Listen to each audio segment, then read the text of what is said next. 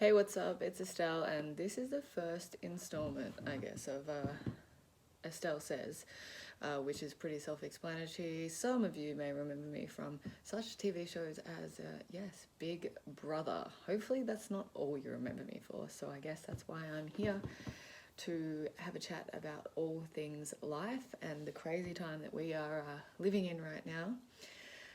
And yeah, so everyone seems to be doing this podcast thing these days, and I've been meaning to do it for many years, probably since I left the show, but there was 1,000 reasons that I stopped myself from doing that. One being that I have too many parts of my personality and too many things that I'm interested in that I couldn't just possibly write about and talk about one of them. So I thought, why not just give it a go and start here and cover things that matter to me. And a bit about me for those of you that don't know, I live in Victoria in Australia, Surf Coast, which is freezing cold at the moment. The water temperature is about 10 degrees Celsius, and outside it's not much warmer day to day. It's making it harder and harder to get in the ocean. That's a ball I'm sitting on, that's not me farting, I promise. So this is a bit of an introduction before I get into what I hope to be a weekly series with topics that are going to come in from you and things that I'm passionate about. So the one of the main areas I'm going to cover is the hell that we've been living through for the last 14 months across the world, which is COVID. There's no way I could possibly have something like this going without discussing that, because I've spent a lot of time being involved with it, as we all have, and I've been really adversely affected by lockdowns. It doesn't take a genius to know that I am anti-lockdown. But while we're talking about being anti-lockdown, I do want to talk more about kind of this middle ground that doesn't seem to exist at the moment in society. You're either one way or the other.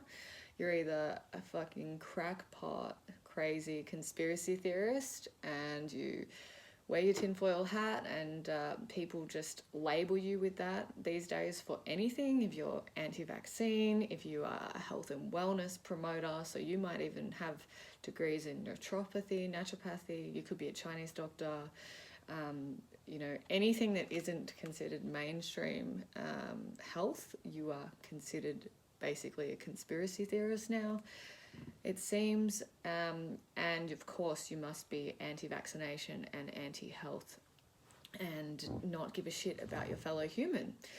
You also believe in all sorts of other crazy things that, that tinfoil hat works out well with you.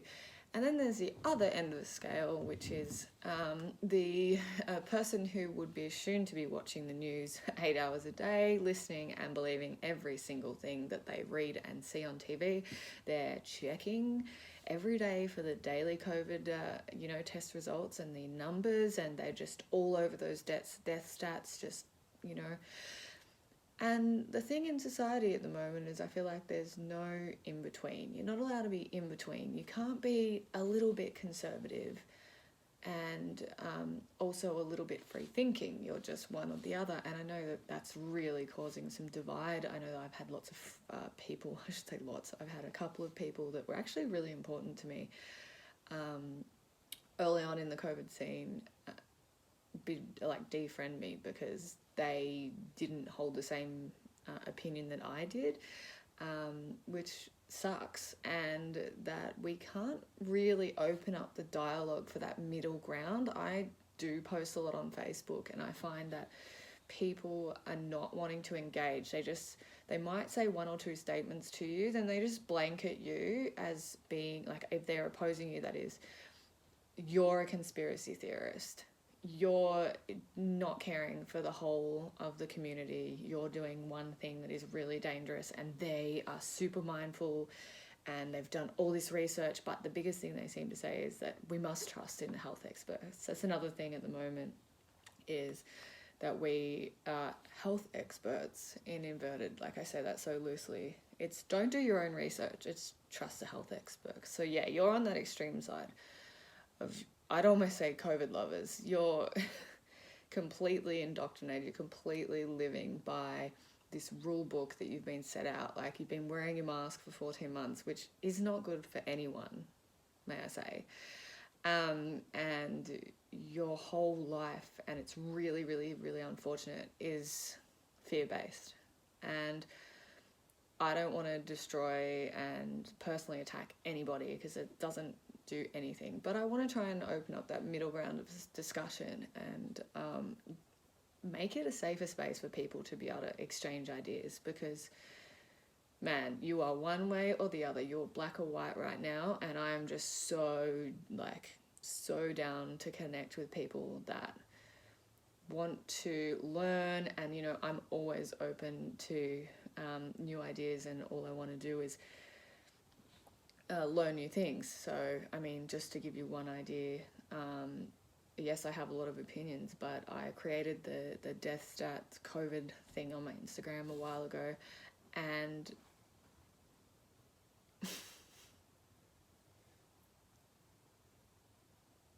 I've lost my train of thought. Okay, I'm back. Sorry, this just was cut together because my boyfriend Tate came in, and I just totally lost my train of thought.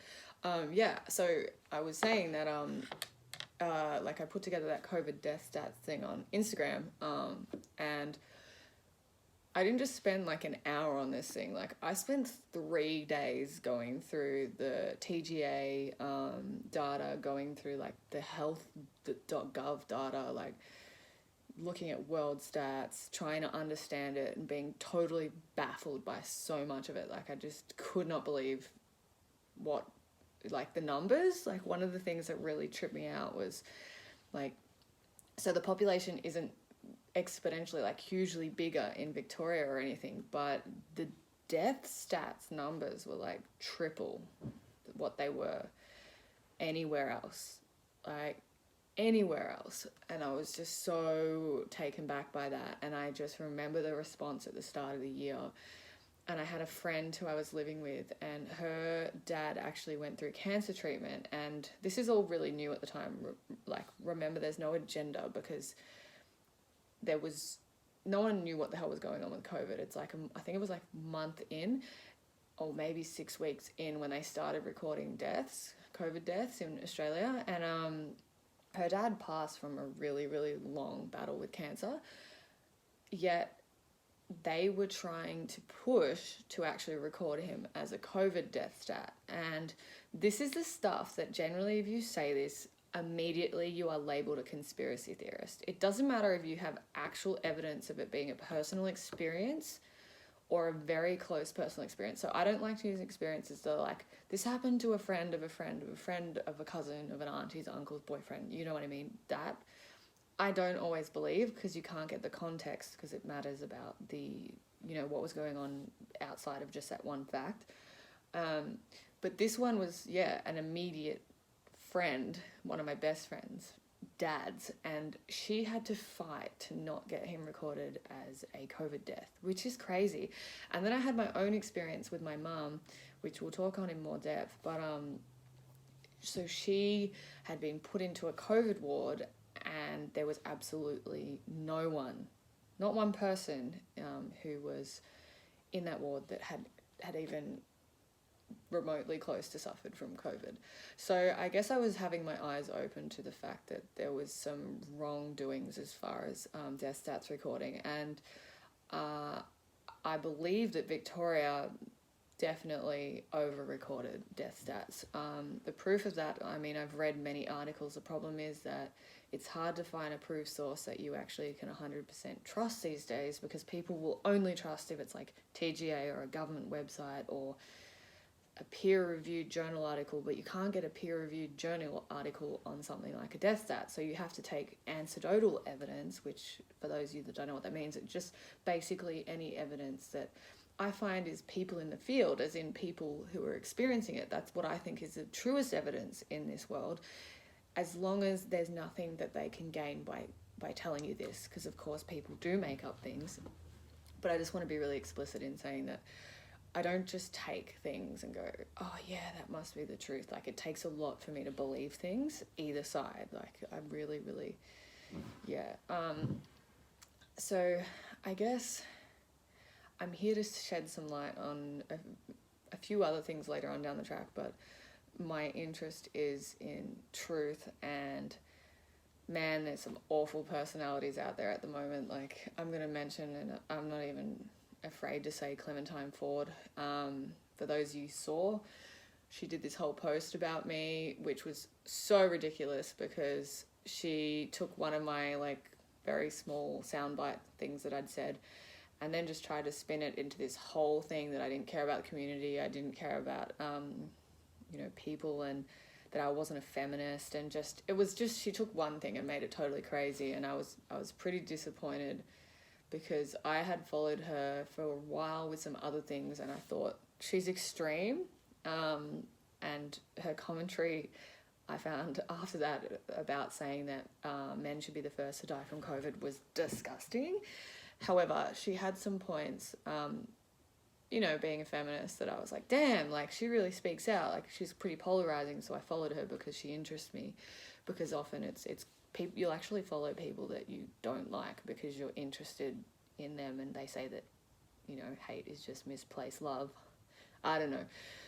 But she, at the moment, is on this war path, and she's so pro-vaccination blindly, I believe, and I think completely appealing to those who are vulnerable and fearful about vaccinations, and, just telling them she has a go at everyone not being science-based, or not being an epidemiologist, or not being whatever that fits her criteria to comment on this. However, she is out there commenting, telling pregnant women to get vaccinated, and she's also pretty much just like sweeping this all together, and she's really, really bullying people if they don't believe in her. Like, it's one thing, I believe it's your page, yes, block who you want, talk to who you want, but she's actually calling people out and posting people at the moment only for the fact of creating division and hate. And I wouldn't be talking about her right now had she not gone about what she does in such a classless, awful, narcissistic way. I follow, it's no surprise, people that follow me see that I'm really, really into what Voice of Victoria on Instagram has to say. Emily, she's a young, very smart, very, very educated in politics woman, and her friend Carly, they actually, you've seen Carly's gone pretty viral with her video where she's talking about being a photographer and not being able to make money, and she's anti-lockdown, and Clem has grabbed this with both hands and just ran with this, and is trying to absolutely destroy Carly by saying that she's milking the public for money and all this awful stuff, saying she's privileged because she took out $10,000 of her super to start her photography business, which, okay, yes, that's a privilege, but who are you to tell her that she can't spend money on creating a business? And if that business is successful, that's fantastic. I just don't get what's going on in society at the moment. People are just wanting to hate on each other, and I don't get it. I don't get it. You can disagree and not hate, and really, really not. I'm sitting on a football for those of you that don't know. You can disagree and not hate each other, and that's where I want to go with this, is opening up that dialogue. Oh God, you can tell I haven't used the microphone for a while. And just touching back on that Carly Clem thing, is that she's gathering all of these people, naming and shaming people, and then sicking her minions pretty much. And I hate saying that because we're all people, yeah? But the way they're behaving is blindly. They're just following her blindly. And if it was to promote love and kindness, follow someone blindly. As I said, people are called conspiracy theorists because if you indulge in any sort of essential oils or holistic health practices, I'm not saying smell them and they're going to fix your whole damn life, but everything plant-based, has a purpose. And at this moment, there's just so much hate in the world, and I'm really wanting to get outside of that and get down to the nuts and bolts of what's really going on with these thought patterns in society right now. So the blog, what is this, a vlog, as well as a podcast, will be about things like COVID, because it's just completely ruling our lives at the moment. But I'm also going to touch on many other things that I'm super passionate about, which most of you know is the environment. At the moment, I'm working on a project, just volunteering with Surfers for Climate to help them in any way that I can to create awareness for drilling in the Otway Basin, which, for those of you who don't know, is one of the most beautiful places in Australia, coastline, and they just want to drill and destroy and put oil and gas there potentially. So I'll be touching on that. And then obviously there's my love of sports, board sports, women in sports. I don't know if I've already touched on that. And political things around that as well. Like, we've got Hayley Wilson, who's just head over to freezing right now. Hayley Wilson, who's just head over to Japan for the Olympic Games. She's one of the best skaters that I know, and just such an incredible human. And hopefully when she's back, we'll get to have a discussion with her, or maybe have a little FaceTime with her. But I don't want to interrupt her training at the moment.